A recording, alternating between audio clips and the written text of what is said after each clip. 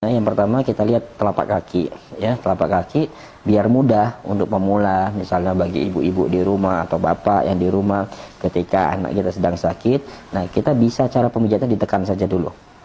Ya, kita tekan seperti ini, atau capek Ustaz. Nah, kita borong aja semuanya, tuh.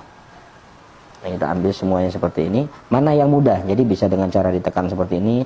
Berapa kali? Ya kira-kira saja. Ya, kita tidak usah pusing dengan hitungan. Yang pasti membuat rileks.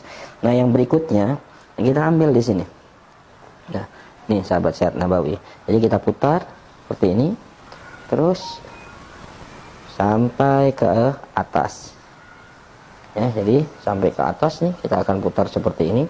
Nah, supaya apa? Rileks. Supaya rileks. Kita lakukan ini juga sama sahabat sehat Nabawi. Jadi nanti kita putar terus kita lakukan atau menggunakan jari kita yang banyak. Nah,